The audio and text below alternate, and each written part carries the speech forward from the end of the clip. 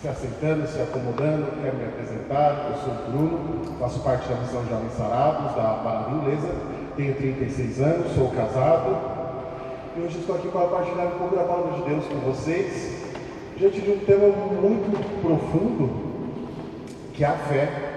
Ao longo dessa série nós estamos mergulhando nas virtudes teologais, a fé, a esperança e a caridade. E hoje nós vamos falar um pouco de fé. O nosso tema para hoje é: pela fé desejamos a Deus. Eu gostaria de convidar você a abrir a sua Bíblia comigo no Evangelho de São Mateus, a partir do capítulo 14. Enquanto você vai localizando aí na sua Bíblia o Evangelho de São Mateus, no capítulo 14, é interessante a nossa compreensão sobre virtudes. O que são virtudes, né?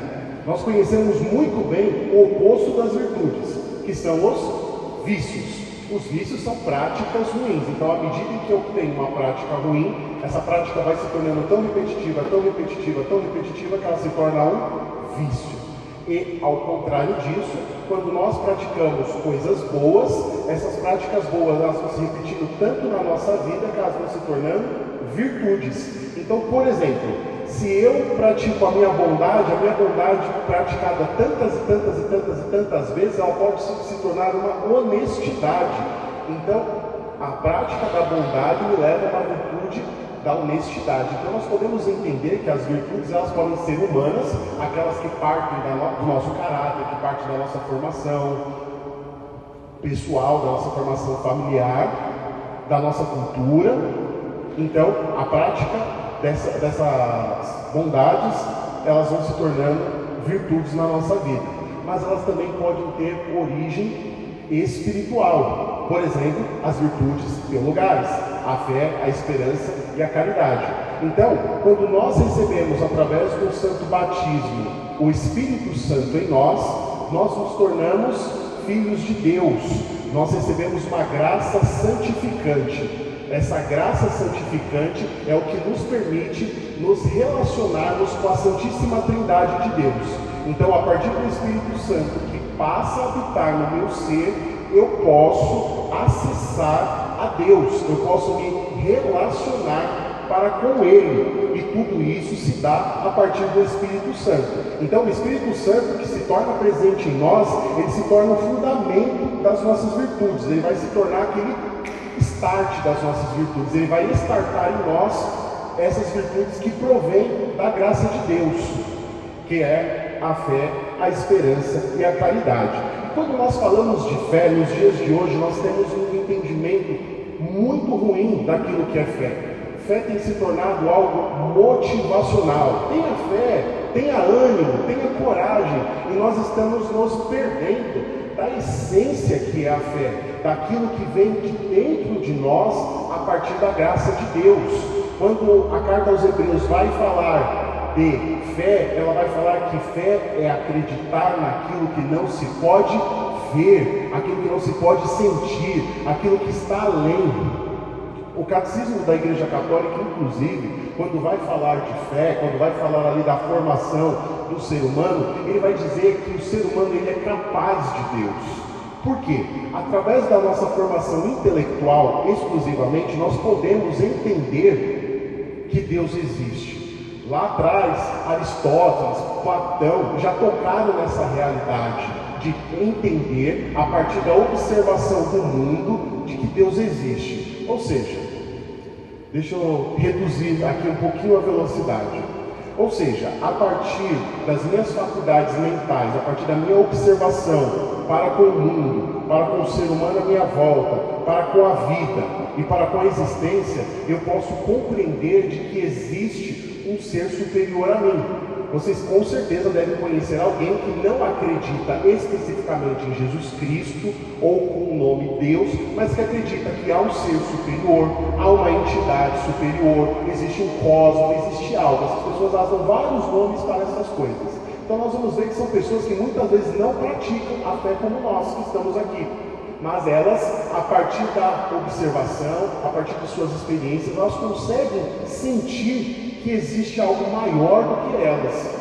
Agora, com o auxílio da revelação divina, que é o próprio Deus que se manifesta para o homem, Deus vem ao encontro do homem. Nós vamos ver que Deus, lá atrás, ele se manifesta para Abraão, ele se manifesta para Isaac, ele se manifesta para Jacó, ele se manifesta para José, ele se manifesta para Moisés, ele se manifesta para Josué. Eu poderia continuar essa linha até nós chegarmos lá no anjo Gabriel anunciando a Virgem Maria, e nós vamos ver que em todos esses momentos da história da humanidade, Deus se manifestou ao povo. E à medida em que Deus se manifestava ao povo, o povo pôde conhecê-lo. Ao conhecê-lo, o povo pôde provar de experiências que confirmaram não apenas a sua existência, mas a sua capacidade, o seu poder, a sua imensidão, a sua realeza. E aí nós podemos também desdobrar inúmeros adjetivos para com o nosso Deus. Então, para que nós tenhamos uma experiência de fé, nós precisamos nos relacionarmos com Deus. A fé, ela não é uma motivação, ela não é um tapinha no ombro, vai que vai dar certo. Ela é algo muito maior, ela é algo muito mais profundo, que transcende a nossa existência. É algo que dá continuidade à vida. Quando Jesus vem ao mundo, até aquele momento nós sabemos, pela graça da revelação, que o homem não tinha mais acesso ao paraíso, o homem não tinha mais acesso à salvação, o homem havia perdido a salvação quando Adão vai se rebelar contra Deus, manifestando ali o pecado de querer ser como Deus, A serpente disse para ela que se ela comesse daquele fruto, vocês serão como deuses, Vocês serão como Deus. Quem como Deus? Ninguém como Deus. Então, nós vamos ver aí que há esse desprendimento, essa desconexão entre o gênero humano, o homem, e Deus. E Deus, em sua infinita bondade e misericórdia, ele vai voltar a se relacionar com o homem. Ele vai voltando a ter essas experiências, e ele vai unir o povo, ele vai eleger um povo, lá começando em Abraão, e ele vai se revelando até ali. Em Moisés nós vamos ver que após ele organizar o seu povo, até ali tem as 12 tribos de Israel, onde ele diz: este é o meu povo, e o povo responde: este é o meu Deus. Ele organiza o povo com as leis. Então, à medida que o ser humano conhece as leis, o ser humano começa a viver de forma organizada entre ele e também se relacionando para com Deus. Vocês lembram dos 10 mandamentos? Nós sabemos lá dos 3 primeiros mandamentos, que eu acredito que todos nós saibamos de cor. Eles servem para o nosso relacionamento para com Deus. Amar a Deus sobre todas as coisas, não tomar o santo nome de Deus em vão, e também guardar os domingos e festas, para que haja um dia todo para o Senhor. E os outros mandamentos, nós vamos ver lá: honrar pai e mãe, não roubar, não cobiçar as coisas alheias. E os seguintes, que é para que o homem possa viver de uma forma organizada, de uma forma harmônica, que Jesus vai contextualizar como: amai-vos uns aos outros como eu vos tenho amado. Onde Jesus vem ali e faz uma síntese desses mandamentos, todos eles. E aí nós vamos entendendo que a partir dessa experiência com Deus, o homem vai gerando dentro do seu coração, o homem vai gerando dentro da sua existência a fé, a capacidade de tocar a Deus, a capacidade de provar da manifestação de Deus. Enquanto quando nós dizemos aqui: olha, eu tenho fé, quando eu digo para alguém eu tenho fé, eu estou dizendo que eu acredito em Deus, eu estou dizendo que Deus é capaz, que Deus é todo-poderoso, que Ele é o Senhor da minha vida. Existem várias coisas que estão inseridas nesta afirmação. Por isso que a nossa compreensão de fé não pode ser equivocada a uma motivação. A motivação, ela passa. Eu tenho certeza que vocês têm dias que acordam extremamente capazes de fazer tudo. e dias extremamente incapazes de se levantar da cama, muitas vezes triste. Já ouviu falar de crise existencial? Todo mundo passa por isso, e isso não é falta de fé, isso é falta de motivação, que é uma coisa totalmente diferente. Uma pessoa, quando ela acorda num dia ruim, quando ela tem uma semana ruim, quando ela tem um mês ruim, quando ela passa por uma dificuldade, ela não deixa de acreditar em Deus. Deus não deixa de ser Deus na vida dela. Às vezes está vivendo um momento ruim. O problema dos dias de hoje é que, como fé e motivação têm andado tão lado a lado no linguajar humano, muitos de nós estamos nos perdendo da fé. Muitos de nós estamos começando a negar, inclusive, a própria fé, justamente por problemas com o mundo. Porque quando Deus fez o mundo, Ele fez o mundo para o homem, sim ou não? Vocês têm total compreensão disso? Que Deus fez o mundo para o homem e não o homem para o mundo? Porque nos dias de hoje isso está muito invertido. Muitos dos nossos irmãos têm vivido decepções na vida, na sua formação humana, na sua formação acadêmica, talvez na sua vida financeira, e tem trazido isso para dentro do seu coração como uma não realização da parte de Deus. Olha só, muitos de nós, talvez essa igreja não esteja tão cheia justamente por isso, porque hoje as pessoas elas não têm mais buscado a fé naquilo que Deus é, mas sim naquilo que Deus pode fazer. Se nós colocarmos uma placa lá fora e colocar lá missa do emprego na multinacional, uma coisa bem louca, eu tenho certeza que essa igreja vai ter mais pessoas. Missa da cura do câncer, vai lotar. Missa, e muitos de nós temos procurado fora de Deus as realizações que se faz com Ele. E agora que você já localizou aí o Evangelho de São Mateus, no capítulo 14, e nós vamos ler a partir do versículo 22, eu quero contextualizar para com os irmãos uma experiência de fé. Porque quando nós vivenciamos a experiência, quando nós mergulhamos nela, nós podemos contextualizar ela também na nossa vida. Então vamos lá. A partir do versículo 22. Eu vou fazer várias pausas durante a leitura deste texto para que a gente possa extrair dele o máximo possível. Eu tenho um compromisso para com Deus e para com vocês de extrairmos deste texto tudo. Então nós vamos fazer várias pausas. Não reparem se eu não fizer o tradicional palavra da salvação, porque senão eu teria que fazer várias vezes durante a leitura. Tudo bem? Então vamos lá.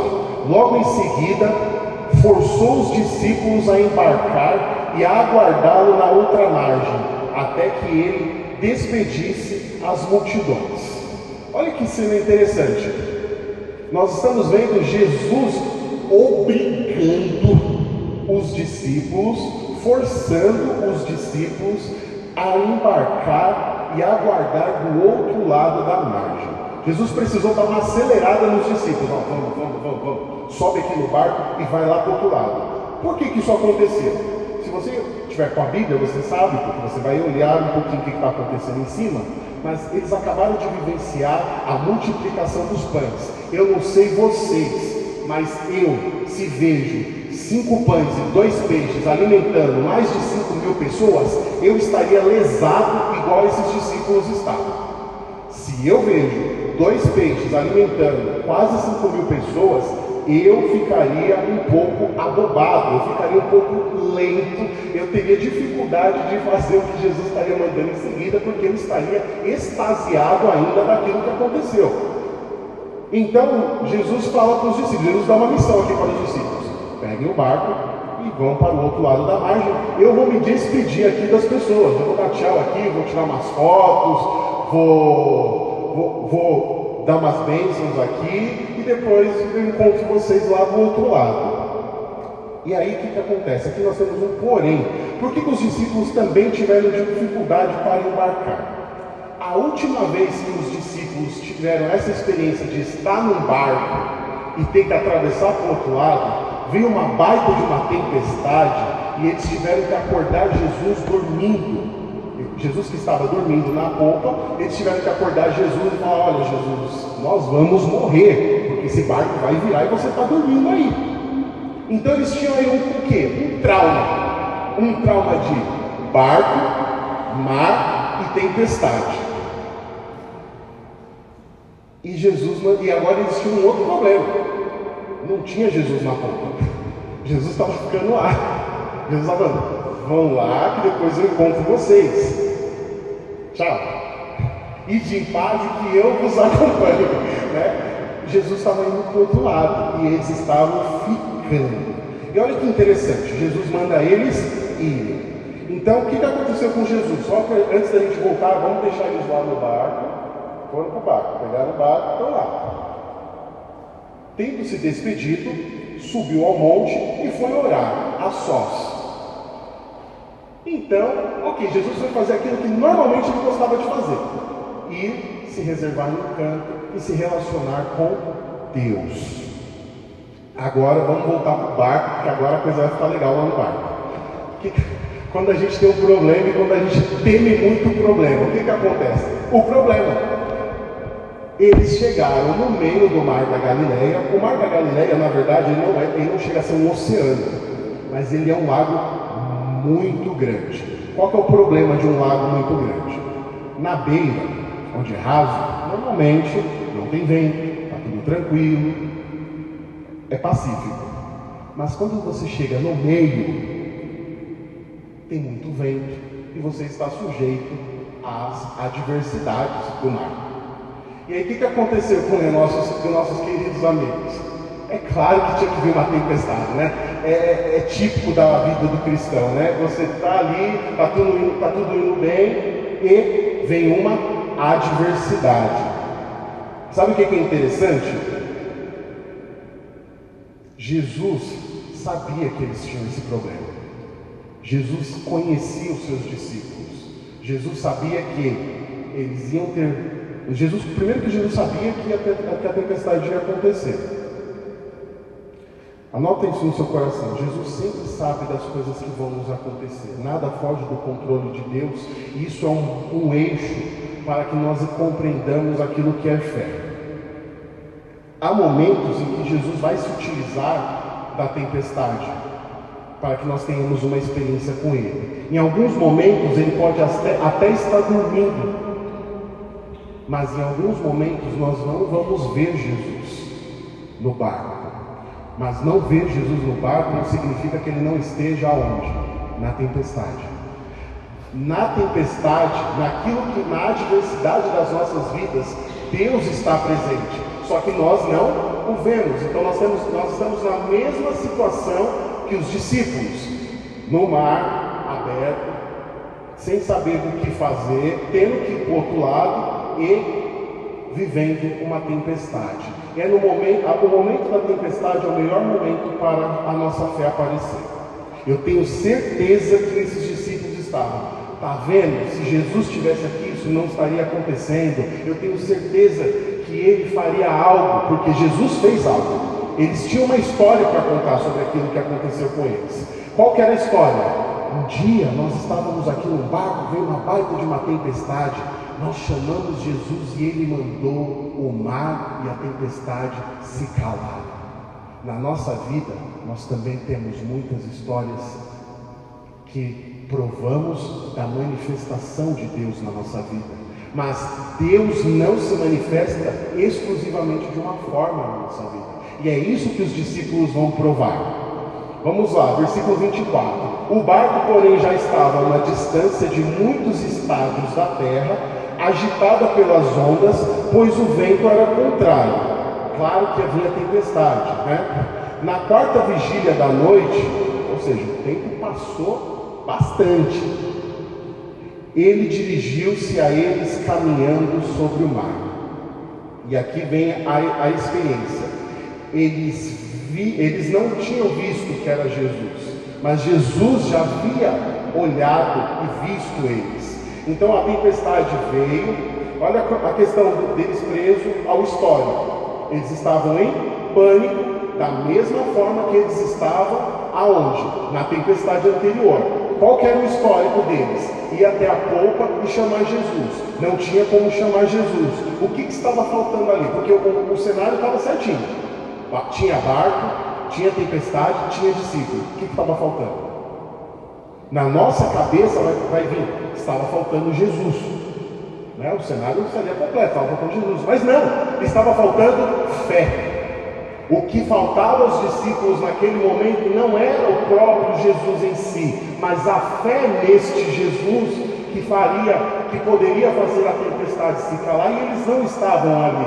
E aí vem a parte interessante, porque Jesus vem ao encontro deles. E olha só o que vai, olha só, lá no versículo 26, os discípulos, porém, vendo que caminhava sobre o mar, ficaram aterrorizados e diziam: é um fantasma. Eles gritavam de medo. Olha que interessante, eles não pensaram que era Jesus, eles pensaram que era um fantasma, porque eles não conheciam um Jesus que andava sobre a tempestade. Porque Jesus, ele não parou a tempestade para ir até os discípulos, ele foi andando por sobre a tempestade. E ter fé é isso, é compreender que Deus anda sobre a tempestade. Independente daquilo que nós estamos passando ou vivenciando na nossa vida, Deus é sempre maior, Deus é sempre mais provedor do que aquilo que nós estamos passando. Então, em muitas das nossas vidas, em diversos momentos, nós vamos ver situações caóticas, situações que já fugiram totalmente do nosso controle ou da nossa expectativa, e que muitas vezes nós esquecemos que Deus é superior. Deus é superior ao câncer, Deus é superior ao desemprego, Deus é superior à fome, Deus é superior ao vício. E muitas vezes, pelo nosso olhar humano, nós nos esquecemos disso. Não provamos da graça de Deus através da fé, porque muitas vezes em nós há uma descredibilidade para com o próprio Deus, porque nós colocamos limites e condições para a graça de Deus agir. Mas olha só, Jesus não parou a tempestade porque ele queria ensinar para os discípulos algo diferente. Ele não queria ensinar que ele poderia calar a tempestade mais.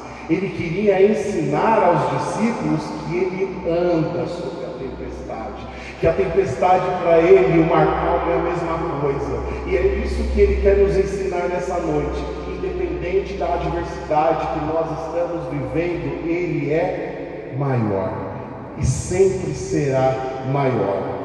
E um outro ensinamento que Deus faz através disso é que, olha só que interessante, para mudar, para que nós tenhamos uma experiência com Deus, Deus não vai mudar a tempestade. Às vezes nós achamos que para Deus mudar uma realidade na nossa vida, Ele precisa mudar a realidade. Não, Ele pode mudar nós, sem precisar mudar a realidade. Ele pode mudar o nosso coração, Ele pode mudar o nosso pensamento, Ele pode mudar a nossa forma de ver o mundo, sem a necessidade de mudar a tempestade.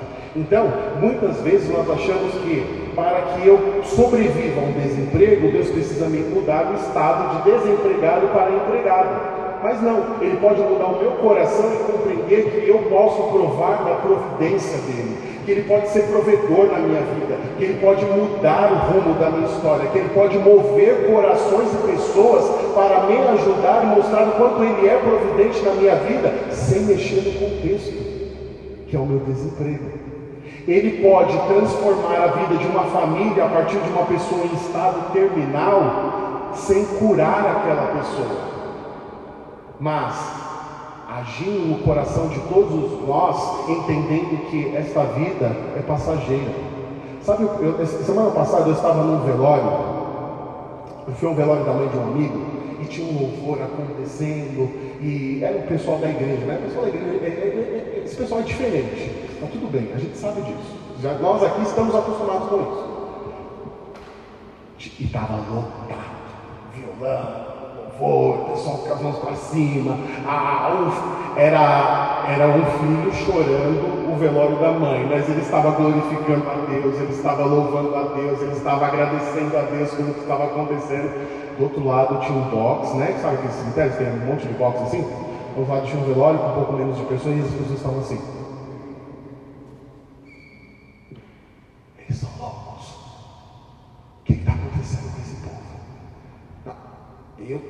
que é um velório, mas ali eu acho que eles estão enterrando alguém rico, né? Porque agora possivelmente deve ser um milionário. Eu fiquei pensando assim, o que será que está passando na cabeça das pessoas? Porque nós, diante de uma situação em que a fé, em que Deus se manifesta, nós ficamos exatamente assim, confusos. Porque quando Deus age, nós só sabemos que Deus, o como, nós nunca saberemos. Então ali estava o velório acontecendo, né? E aquelas outras pessoas do outro lado com aquela interrogação enorme na testa esse povo é doido. E ali no meu coração o Senhor disse: Bruno, está vendo como eu não fiz vocês para morrerem? Vocês estão entendendo? A morte para nós seres humanos é tão complexa. É tão complexo um filho enterrar uma mãe, como é tão complexo uma mãe enterrar um filho. Por mais que nós saibamos que a morte é natural, que todos nós envelhecemos, que um dia isso vai acontecer, mas não adianta, quando acontece, nós não estamos totalmente preparados. Sempre vai passar no nosso coração: podia ter feito algo mais, poderia ter feito isso, poderia ter feito aquilo, se eu fizesse isso, se eu fizesse aquilo. E isso nos prova uma coisa, que Deus não nos fez para a morte, mas Deus nos fez para uma vida. Por isso que quando uma criança nasce, ela transforma uma casa, ela transforma uma família. Pode estar o pé de guerra que for, nasceu a criança, começa um motivo para as pessoas voltarem a conversar, começa um motivo para as visitas voltarem a ocorrer, porque a vida ela é capaz de transformar, e a vida vem de Deus. E nós sabemos que a morte ela é realmente fruto do pecado, é por isso que nós morremos. E aí vem a questão, né? Olha que interessante. Eu estava dizendo que Deus não vai mudar a tempestade para transformar os nossos corações, porque Ele vai nos transformar a partir dessa experiência de fé. Isso é muito o que aconteceu com Marta e Maria. Vocês conhecem? Já ouviram falar de Marta e Maria? Duas irmãs que tinham um irmão chamado Lázaro. Vocês lembram que esse Lázaro morreu? Mandaram avisar Jesus que Lázaro já havia morrido. Jesus chegou até lá e Marta e Maria fizeram aquele: poxa, Jesus, se o Senhor tivesse chegado antes, eu tenho certeza que isso não teria acontecido. Marta e Maria sabiam que Jesus tinha capacidade de curar, mas Jesus não foi para lá, sabe por quê?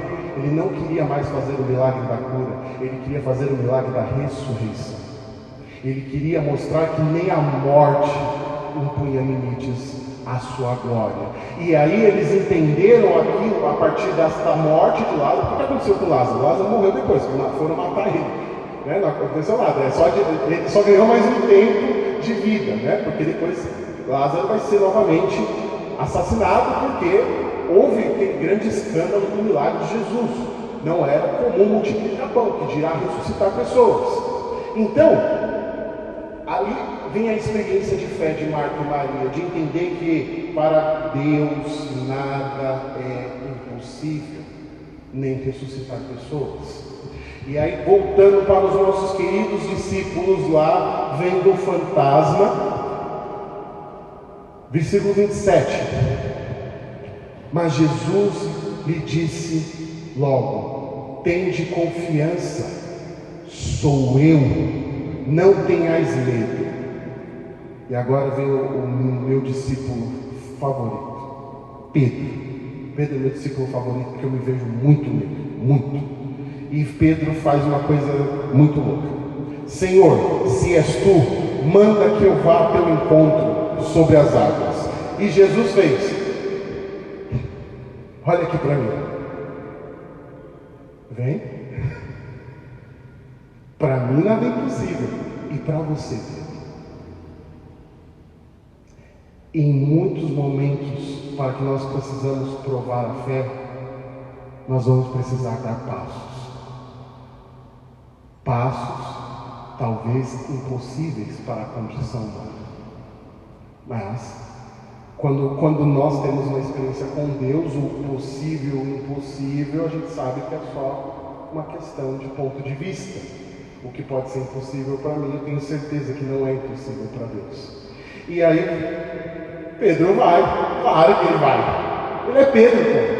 Ele não pensou naquela hora ali, ele não pensou na tempestade, ele não pensou na água, ele não pensou no barco, ele só pensou em Jesus e foi.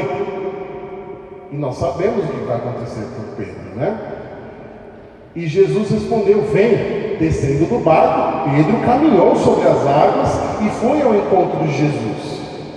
Mas, sentindo o vento, ficou com medo e, começando a afundar, gritou: Senhor, salve-me. Uma coisa que nós muitas vezes deixamos passar nesse texto é que Pedro é um pescador. Deixa eu te contar uma coisa: pescador sabe nadar.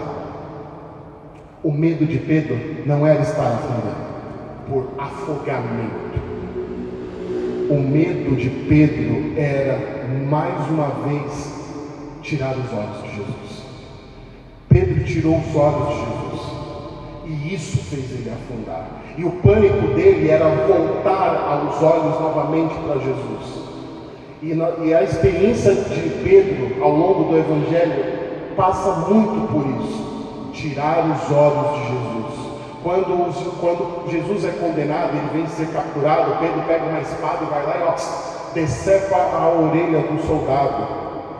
Jesus vai lá, repreende Pedro, mas percebam, Pedro sempre teve espada. Pedro sempre andou com a espada. Ele é um pescador.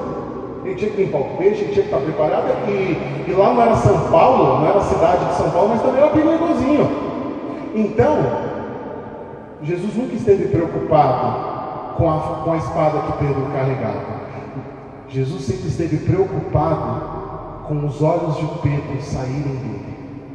E ali, naquele momento, tomado por aquele impulso, tomado por aquele contexto, os olhos de Pedro saíram de Jesus. Nós vamos ver lá, Pedro tem as melhores respostas. E vocês, quem dizeis que eu sou? Pedro no primeiro: tu és o Cristo, o Filho de Deus vivo.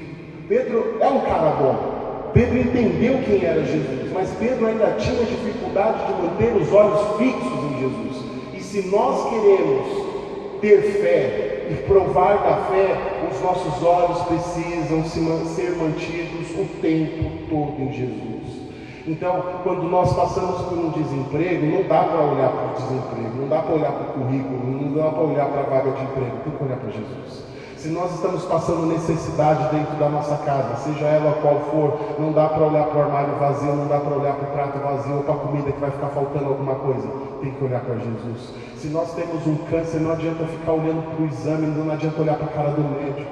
Tem que olhar para Jesus. E aí nós vamos entender a graça da manifestação de Deus. E eu não estou prometendo aqui que Jesus vai curar o câncer, que Jesus vai dar um emprego, mas eu estou dizendo que você vai conhecer o Deus.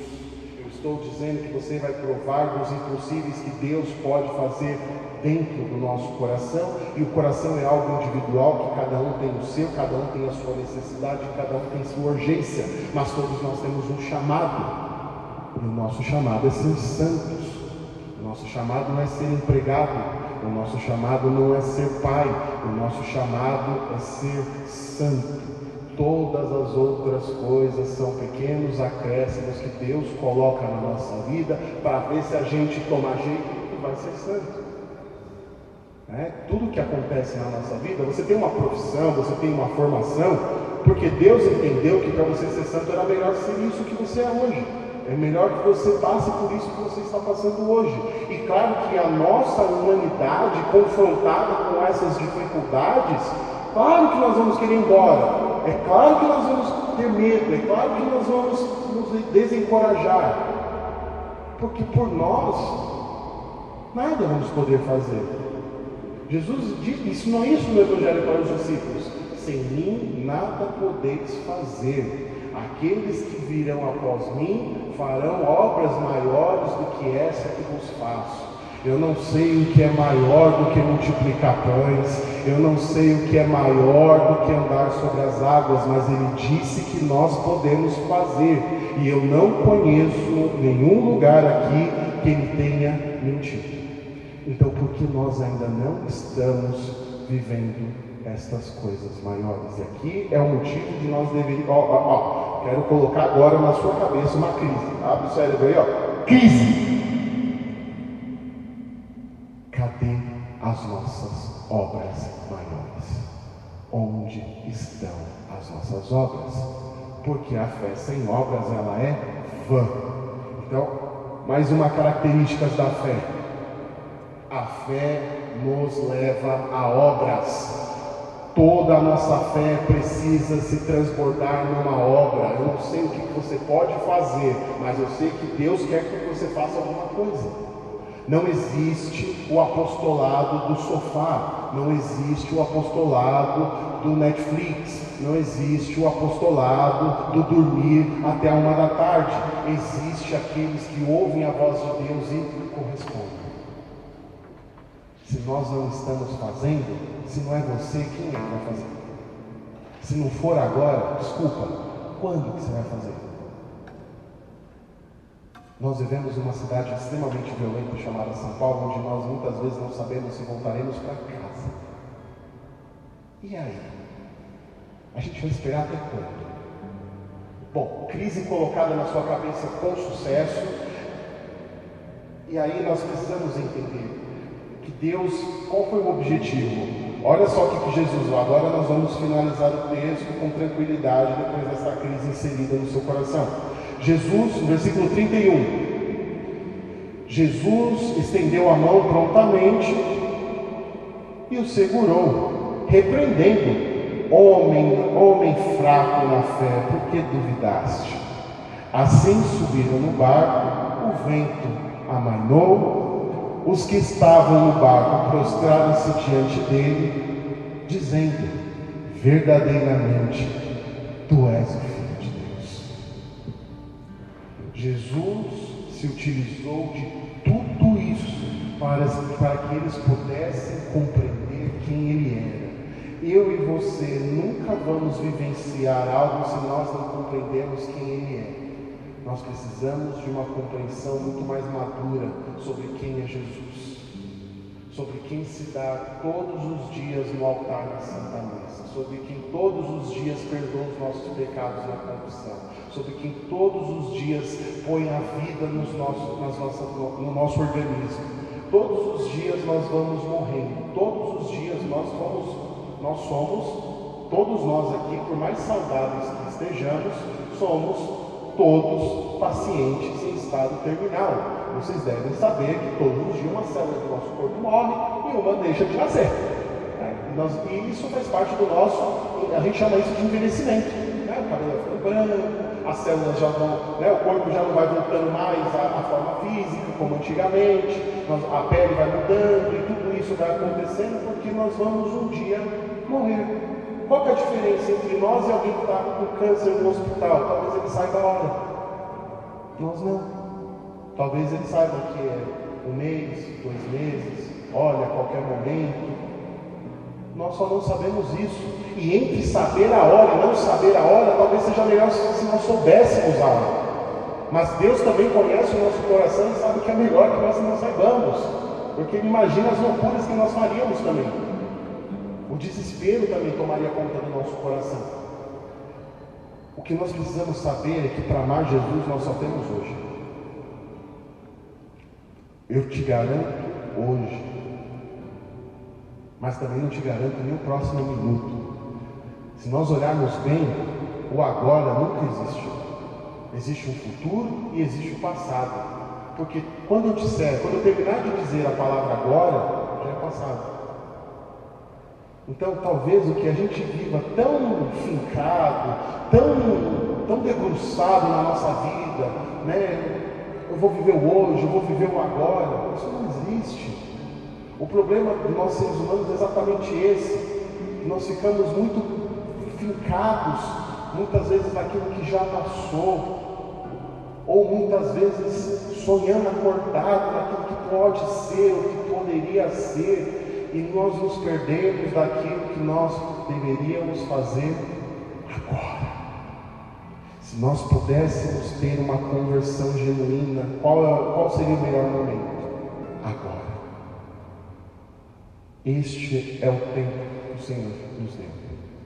Eu gosto muito de uma frase de Santa Clara, nas obras das Clarissas. Ela ensinou algo.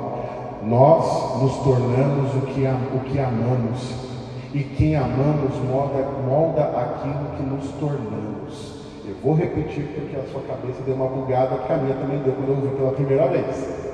Nós nos tornamos o que amamos, E quem amamos molda aquilo que nós nos tornamos.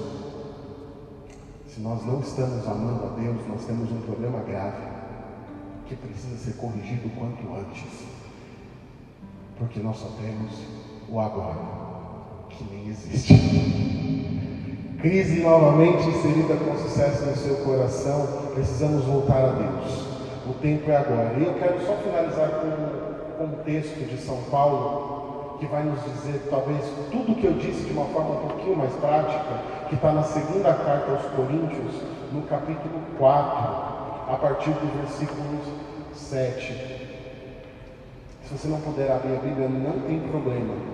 Eu só quero aproveitar para não me prolongar mais. Segunda carta de São Paulo aos Coríntios, capítulo 4, a partir do versículo 7. Trazemos, porém, este tesouro em vasos de argila, para que esse incomparável poder seja de Deus e não de nós. Somos atribulados por todos os lados, mas não esmagados. Postos em extrema dificuldade, mas não vencidos pelos impasses. Perseguidos, mas não abandonados. Prostrados por terra, mas não aniquilados. Incessantemente por toda parte trazemos em nosso corpo a agonia de Jesus, a fim de que a vida de Jesus seja também manifestada em nosso corpo. Com efeito, nós, embora vivamos sempre entregues à morte por causa de Jesus, a fim de que também a vida de Jesus seja manifestada em nossa carne mortal. Assim a morte trabalha em nós, a vida, porém, em vós. Por conseguinte, tende o mesmo espírito da fé, a respeito da qual está escrito: acreditei, por isso falei. Cremos também nós, e por isso falamos, pois sabemos que aquele que ressuscitou o Senhor Jesus ressuscitará nós com Jesus e nos porá ao lado dele, juntamente convosco. Paulo aqui resume muito melhor do que eu tentei resumir para vocês esta noite. Falamos daquilo que acreditamos, e se não temos dito, talvez seja porque nós não acreditamos. É muito fácil falar eu creio, muito difícil é viver este crer. E esta é a mensagem que eu gostaria de deixar para nós nesta noite. Esta recordação, porque o que mudou na vida desses discípulos? A partir deste dia, eu tenho absoluta certeza que quando perguntaram para os discípulos o que acontece quando vai para o meio do mar e a tempestade vem, eles nunca mais vão contar somente a história da tempestade que foi acalmada por Jesus. Não, eles vão contar que por meio da tempestade, Jesus é capaz de ultrapassar. E esse é o testemunho que nós precisamos dar para aqueles que estão lá fora, do quanto Jesus tem andado por cima das nossas tempestades. Por quanto Jesus ainda vai andar por cima das nossas tempestades. E eu quero te convidar a ficar em pé para que nós possamos rezar também e pedir que esta palavra, através da graça do Espírito Santo, se enraize no nosso coração e possa gerar frutos nele, frutos da fé, para que nós possamos, a partir desta experiência de fé de todos os dias, seja ela pequena ou grande, proclamar que Ele é o Senhor.